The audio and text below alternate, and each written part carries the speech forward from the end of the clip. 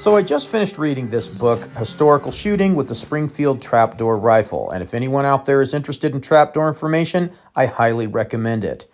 Now, one of the things that caught my attention in this book were these 4570 gallery loads. Now, these were used to train new recruits on operation of the firearm, some accuracy, but mostly it seems like they did it to cut costs so they're not expending full service charge ammunition. Now, in the book, it says they used a charge of 4 to 7 grains of powder with a round ball. Now, they use a 4.59 round ball, but for ours, we're going to use a 4.54 round ball. So I ended up dipping these with a 0.5 cc dipper. This is 3F Osage Orange 7715-8, which is the stoichiometric ratio. Not that anybody cares, but it works out really well in rifles. So I give it an 8 grain charge, and I did use these lubed felt wads on top of the powder, which I'm not really sold on. I know people really like them, but I had them, so I figured I'd use them. Then we have a 4.54 cast round ball, nothing special. And I just seeded this with, I think it's a 38 or 357 seeding die there. Well, not the die, but you get the idea. And I just seeded it with my hand, and I didn't hammer it or anything. I just gave it some pressure, and it goes right in there. So as I was assembling these, I had these Kerr bullets on my bench. These are from an Era's Gone mold. And I just picked it up and mic'd it, and I saw it's about 4.56, so I decided that maybe I'd give these a try too, just to see if I couldn't seed them all the way down, which I was able to do with the same 8 grain charge and the lubed felt wad on top of the powder. But it did take a little bit more force to get those things seeded. So after they're all seeded, the next step is to add some lubrication. I just use some SPG lube and kind of take a scoop of it with the cartridge. Then I take my favorite lubrication applying device here and push it down around the projectile down in the case there. This is the fast and dirty way of doing it. The way Hugh does it in the book is he melts it and then drops it in with like an eyedropper, and that is definitely going to look prettier than this. Now, the last step was to give it a little bit of a crimp. In fact, maybe even calling it crimp isn't right. It was more just to try and straighten out the flare at the end of the cartridge. But I did this to all of them just so they would load easy. All right, so I have my 1884 trapdoor, and I have one of these 4.54 balls, and we're just going to see. It doesn't fit super tight, but we'll just put it down.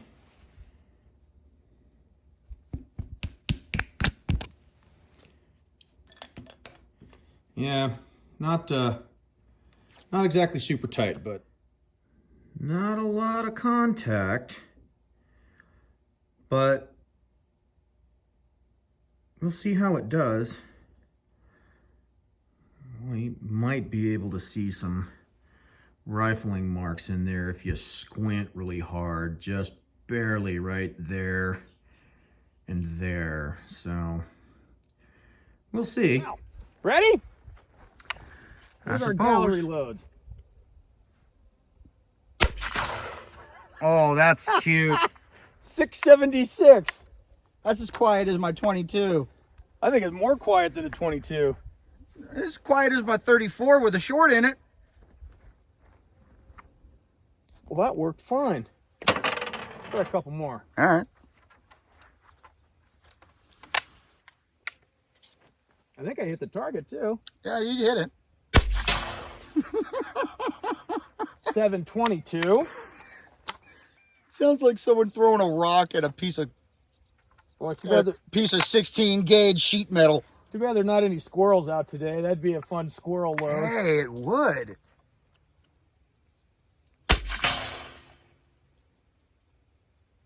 $761. I'm sorry, 671. Yeah, there you go. I got the dyslexia. Lysdexia.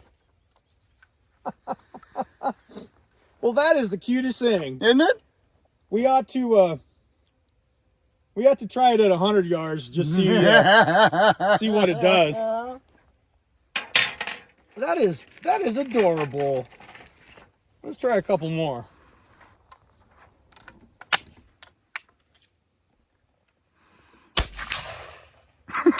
Seemed pretty accurate. 690. In the book, I don't think it mentions what velocity they're supposed to run, or they had back then, rather. Oh, you missed that. 691.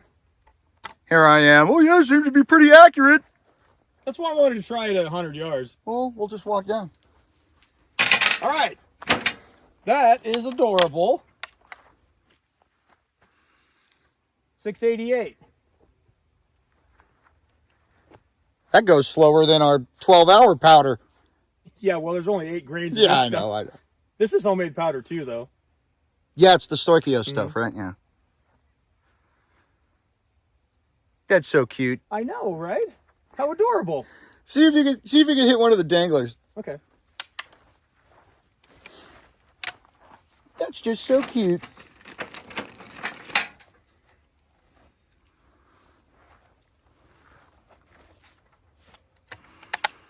One of the danglers.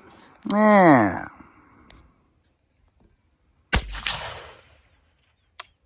Well, I don't know if I hit the dangler, but Didn't see it move at all. I think I would have seen it move. Aim a little bit lower. Let me zoom in on it. Nope.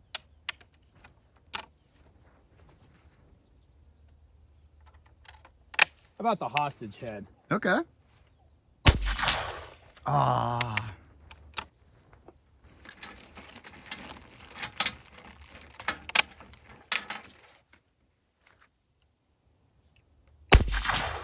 I don't know. Looks like you're just off to the right of it. Could be. Here, got a couple more.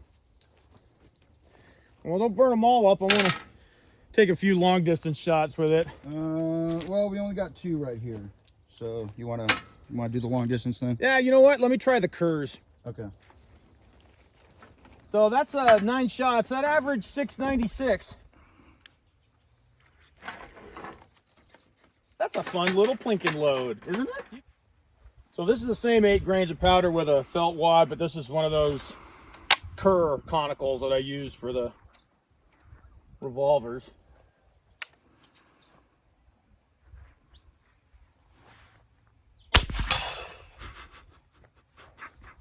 .608. Hey, all right.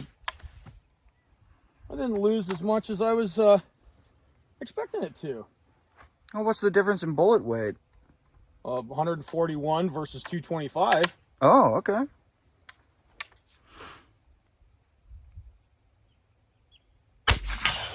Charged with 8 grains too? 8 grains, same powder charge. 568. 86. Boy, my dyslexia is It's bad acting up today.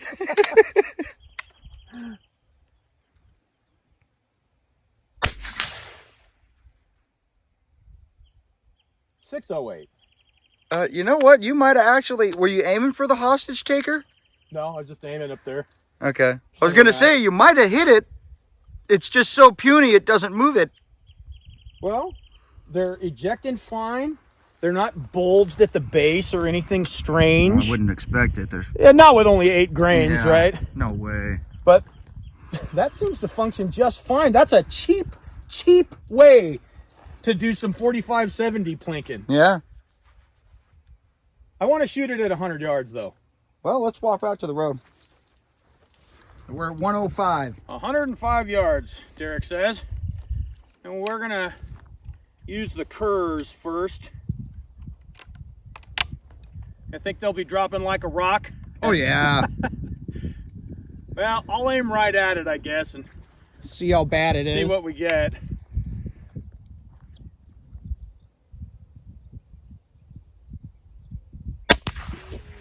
Oh, did you see Oh, where I it hit? bounced it.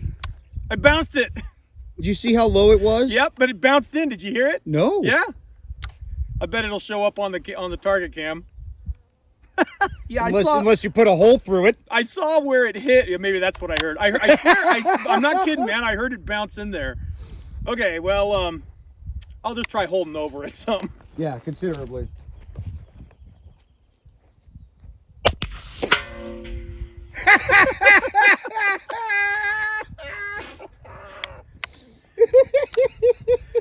That hits with such force, it sounds like hitting two pans together. It sounds like someone throwing a rock at a piece of 16 gauge sheet metal. Yeah, like we used to throw pine cones at the chicken coop wall.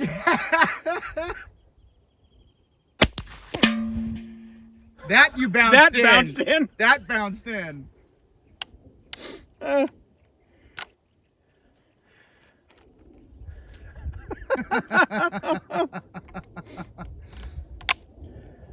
Well, those curves seem to bounce okay. Oh, solid miss. Yeah. I heard that one going through the bushes. Yeah. At least it wasn't bouncing. Okay. Let's try the round balls now. All right. Those shouldn't drop as bad. Shouldn't drop as bad. Keyword. Those curves fall like a rock. Fucking A. This sure is a nice rifle. It was Ethan's, right? Caleb's. Caleb's. Thanks, Caleb. Yeah, thank you, Caleb. Okay.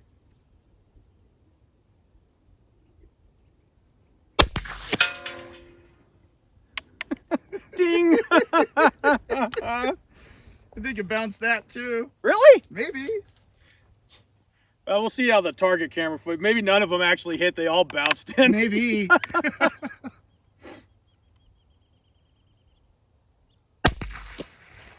Solid miss. Heard a solid thunk. Into the mud out there. Yeah. Into a wet cow pie. Freshly made. Yeah.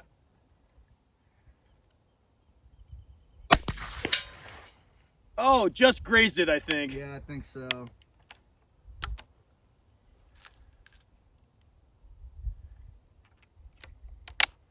Okay, last one. Don't miss.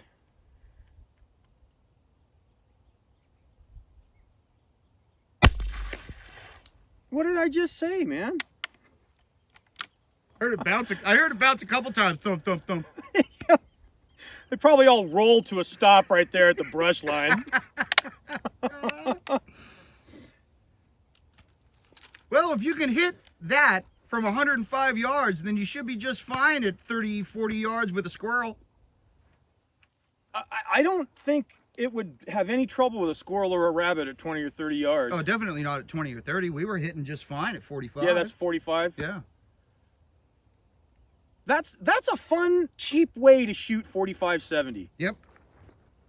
Some Now, 4.54 I round don't know balls. if you're going to get pinpoint accuracy out of it or anything, but I wish I had saved some. We'd try and shoot a squirrel or a rabbit on our way out. Oh, did you shoot them all? Yeah, I always shoot them Dang. all. I never save any. That's fine. I can make up a bunch more, I guess. Yeah. Because, man, Come out next weekend. that works. That's pretty entertaining. Yeah. I like gallery loads. You know, cheap, easy, good plinking. Yep. You know, you're not burning 80 grains or 80. You're not burning 70 grains of powder and a big 500 grain chunk of lead. As fun as much as I do like that. Mm-hmm. Yeah, I wonder how many of them bounced. I swear the first one bounced. I saw where it hit. It looked like It hit way low. well, from here, kind of going over the hill, it looked like about halfway to the target. Yeah. And I heard it bounce in. Wow. All right. All right. Look.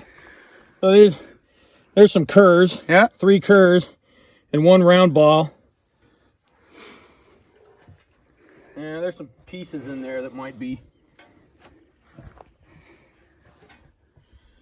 Any others that were at the base of it? I think I found 2 of them down there. I don't see any down here, but I mean, those are definitely curs right there. Oh yeah, yeah, those are definitely. And then 1 round ball. So I don't know. I mean, It's pretty cute. I mean, if it's, you know, standing up here, you're talking a chest width target at 100 yards or 105 offhand. I don't know. I think those curs actually might have done a little bit better. I think we could put them on. I could make some more of them up. We could put them on paper and see. I would imagine, because the cur is a little bit wider and it's pure lead, where my casts are. It's a longer bullet. Yeah, so it has more surface area to contact the rifling. I wouldn't be surprised if the cur does a little bit better. Yeah. But makes sense that it would. But yeah, as far as being able to push it all the way down in the case and have it operate and function well, seems okay to me. I don't know that I'd want to go buffalo hunting or anything with it, but... So our 4570 gallery loads with the round ball averaged 696 feet per second with a max spread of 60, which, considering I'm just dipping the charges, that's really not so bad. The Kerr conicals, which I only had, I think, 6, averaged 601 with a max spread of 22. And if I had more, I probably would have a wider spread. So either way, it did seem to me that the Kerr was a little bit more accurate. That might have just been my imagination, but it seemed that way to me. So if you found this interesting and would like to know more about the history of the Trapdoor, I highly recommend picking up a copy of Historical Shooting with the Springfield Trapdoor Rifle, written by Hugh Knight.